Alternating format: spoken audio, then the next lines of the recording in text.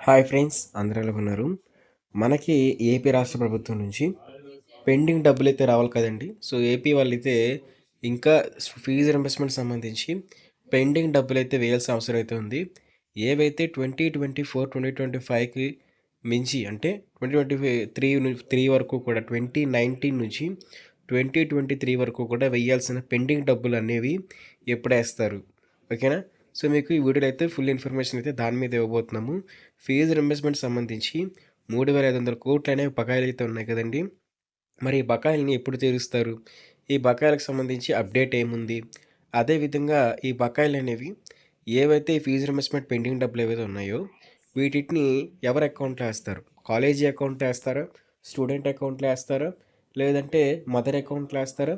లేదనుకున్నట్లయితే joint అకౌంట్‌లో ఏస్తారా? So, ఇది డౌట్ అయితే ఉంది చాలామందికి. సో, ఇది చాలా మేజర్ డౌటు. సో, ఈ డౌట్‌నైతే మీకు క్లారిఫై అయితే చేస్తాను.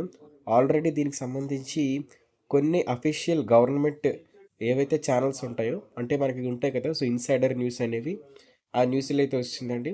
గవర్నమెంట్ దీనికి సంబంధించి అఫీషియల్ జీవోనైతే పాస్ చేయాలి.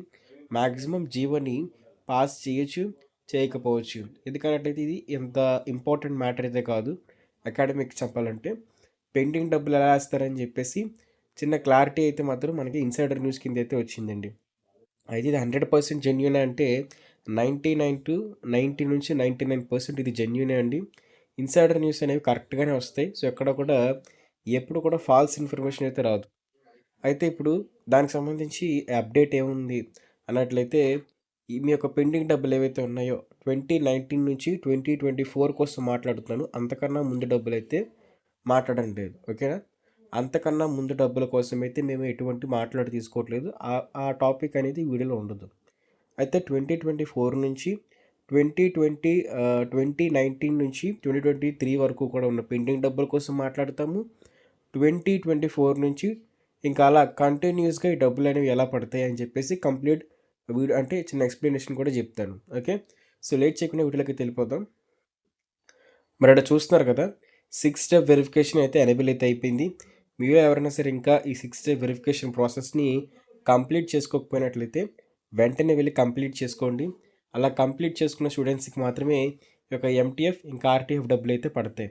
సో, మీలో ఎవరైనా సరే లేట్‌గా చేసినట్లయితే చాలా మనీ అయితే కోల్పోతారు. ఎందుకంటే ఈ 6 స్టెప్ వెరిఫికేషన్ కంప్లీట్ అవ్వకపోయినట్లయితే మీకు ఈ అకాడమిక్ ఇయర్ నుంచి కానివ్వండి, లేకపోతే పెండింగ్‌కి సంబంధించిన అమౌంట్ కానివ్వండి, ఏవి కూడా పడవు. అందుకే ఖచ్చితంగా ప్రతి ఒక్కరు కూడా 6 స్టెప్ వెరిఫికేషన్ చేయించుకోవాలి. ఓకేనా? ఈ 6 స్టెప్ వెరిఫికేషన్ ఆల్రెడీ రిలీవ్ అయిపోయిన క్యాండిడేట్స్‌కి అయితే అవసరం లేదండి. ప్రెజెంట్ చదువుతున్న వాళ్ళు second year, third year, fourth year ఇంకా అలాగా ఫైనల్ ఇయర్ వరకు కూడా 6 స్టెప్ వెరిఫికేషన్ చేయించుకోవాలి. రిలీవ్ అయిపోయిన బ్యాచ్ 6 స్టెప్ వెరిఫికేషన్ చేయించుకోవాల్సిన అవసరం లేదు. ఓకే. దీంతో పాటే ఈ విధంగా అయితే ఇవ్వడం జరిగిందండి.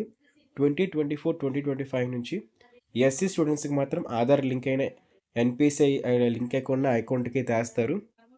అయితే ఎస్సీ స్టూడెంట్స్‌కి మాత్రం ఈ యొక్క పెండింగ్ డబ్బులు కానివ్వండి, లేకపోతే కొత్తగా వచ్చే ఫీజు రీయింబర్స్‌మెంట్ డబ్బులు కానివ్వండి, ఎంటీఎఫ్ ఏవైతే ఉంటాయి కదా! సో, మెయింటెనెన్స్‌కి సంబంధించినవి ఉంటాయి కదా! సో, అమౌంట్ మదర్ అకౌంట్‌లో ఏస్తారు కదా! వసతి దీవెన. ఇవి కూడా మనకి ఎస్సీ స్టూడెంట్స్‌కి అయితే మాత్రం వాళ్ళకి ఎన్‌పీసీఐ లింక్ ఉన్న బ్యాంక్ అకౌంట్ ఏదైతే ఆధార్ కార్డ్‌కి లింక్ అయిన బ్యాంక్ అకౌంట్ ఉందో ఆ అకౌంట్‌కి పెండింగ్ డబ్బులు వేసేస్తారు. అదేవిధంగా ఈ ఇయర్ నుంచి ఫీజు రీయింబర్స్‌మెంట్ డబ్బులు, అదేవిధంగా ఏవైతే వసతి దీవెన డబ్బులు కూడా ఎస్సీ స్టూడెంట్స్‌కి అయితే మాత్రం వాళ్ళ ఆధార్ కార్డ్‌కి లింక్ అయిన అకౌంట్‌కే ఏస్తారు. ఓకేనా? సో, అయితే other caste like BC, EBC, Kapu, OC, ST అంటే బీసీకి ఇంకా అన్ని క్యాస్టులు వీళ్ళకి ఎంటీఎఫ్ జాయింట్ అకౌంట్‌లో రిలీజ్ చేస్తారు. ఓకేనా? ఈ ఇయర్ నుంచి మాట్లాడుకుంటున్నాం. ఓకే. ఈ ఇయర్ నుంచి ఎంటీఎఫ్ అనేది జాయింట్ అకౌంట్‌లో రిలీజ్ చేస్తారండి. ఆర్టీఎఫ్ ఏవైతే మీకు కాలేజ్ యొక్క ఫీజు రీయింబర్స్‌మెంట్ డబ్బులైతే కాలేజీ అకౌంట్‌కి రిలీజ్ చేస్తారు. అయితే విడతల వారీగా రిలీజ్ చేస్తారా? ఒకేసారి రిలీజ్ చేస్తారంటే వీలైనంతే విడతల వారీగా కాదండి. ఒకేసారి ఒక్క పేమెంట్‌లోనే క్లియర్ చేస్తారు. లేదు అనుకున్నట్లయితే కాలేజీ వాళ్ళతో యాజమాన్యాలతో మాట్లాడి 2 పేమెంట్‌ల కిందైతే మొత్తం మీ యొక్క ఫీజ్ అనేది కాలేజీకి డైరెక్ట్‌గా ఏస్తారు. అయితే 2023, 2024 వరకు కూడా పాత పద్ధతిలో పెండింగ్ బిల్స్‌ని జాయింట్ అకౌంట్‌లో రిలీజ్ చేస్తారు. ఓకే. మీకు క్లారిటీగా అర్థమైంది కదా! అంటే అక్కడ అఫీషియల్ జీవో అయితే ఉండిపోయిందండి. అఫీషియల్ జీవో అంటే ఒక గవర్నమెంట్‌కి సంబంధించి కంప్లీట్ చేయాలి. అయితే వైసీపీ ప్రభుత్వం వెయ్యలేదు కాబట్టి, ఇప్పుడు వెయ్యాలన్నా సరే వాళ్ళ పద్ధతిలోనే ఆ ఒక ప్రాసెస్‌ని కంప్లీట్ చేసి క్లోజ్ చేయాలి కాబట్టి, సో మీకు సంబంధించిన పెండింగ్ డబ్బులన్నీ కూడా మీ యొక్క జాయింట్ అకౌంట్‌లో పడతాయి. గుర్తుపెట్టుకోండి, మదర్ అకౌంట్ కాదు, అదే విధంగా స్టూడెంట్ అకౌంట్ కూడా కాదు, కాలేజ్ అకౌంట్ కూడా కాదు. ఫీజ్ రీయింబర్స్‌మెంట్ డబ్బులైనా కానివ్వండి, అదే విధంగా వసతి దీవెన ఎంటీఎఫ్ డబ్బులైనా కానివ్వండి, ఇవన్నీ కూడా కేవలం ఎవరైతే స్టూడెంట్‌కి, మదర్‌కి లింక్ అయ్యి ఉన్న మనకి ఉన్నాయి కదా! సో, ఈ యొక్క జాయింట్ అకౌంట్‌లోనే. ఎవరైనా సరే జాయింట్ అకౌంట్ క్లోజ్ చేయాలని ఆలోచన ఉన్నట్లయితే వాళ్ళందరికీ వీడియోని చూపించండి. జాయింట్ అకౌంట్ అనేది చాలా ఇప్పుడు యూజ్‌ఫుల్ అనమాట. ఇదే విధంగా ఇది చాలా యూజ్‌ఫుల్ ఇన్ఫర్మేషన్ కదండీ! సో, అందరూ ఖచ్చితంగా లైక్ చేయండి, షేర్ చేయండి, సబ్స్క్రైబ్ మాత్రం చేయడం మర్చిపోకండి. అదే సబ్స్క్రైబ్ చేసిన వెంటనే బెల్ నోటిఫికేషన్ కూడా వస్తది. దాన్ని ఆల్‌లో పెట్టుకోండి. ఇక దీంతో పాటు మీకు చెప్పాలనుకున్నది ఏంటంటే, జ్ఞానభూమి వెబ్‌సైట్‌లో ఎప్పటికప్పుడు లాగిన్ అయితే అవుతూ ఉండండి. లాగిన్ అయిపోయి మీ యొక్క 6 స్టెప్ వెరిఫికేషన్‌కి సంబంధించి స్టేటస్‌ని చెక్ చేసుకోండి. 6 స్టెప్ వెరిఫికేషన్ అంటే ఏంటి? ఎలా చేయించుకోవాలి? సో, ఎవరు చేయించుకోవాలి? ఏ డాక్యుమెంట్లు కావాలి? జిరాక్స్‌లు ఏం కావాలని చెప్పేసి ఒక కంప్లీట్ వీడియో చేసి పెట్టామండి. 6 స్టెప్ వెరిఫికేషన్ చేయించుకున్న వాళ్ళకి మాత్రమే ఈ యొక్క పాత పెండింగ్ డబ్బులు కానివ్వండి, లేకపోతే ఆల్రెడీ వస్తున్న డబ్బులైతే వస్తాయి. అయితే ఎస్సీ స్టూడెంట్స్‌కి మినహాయించి మీకు నెక్స్ట్ ఇయర్ నుంచి ఈ ఇయర్ కోసం పెండింగ్ డబ్బుల కోసం మాట్లాడేసాను. అర్థమైందా? పెండింగ్ డబ్బులు ఆర్‌టీఎఫ్ అనేది డైరెక్ట్‌గా జాయింట్ అకౌంట్‌కి పడతాయి. ఎంటీఎఫ్ అనేది మదర్ అకౌంట్‌కి పడతాయి. వసతి దీవెన అంటే ఎంటీఎఫ్ అండి.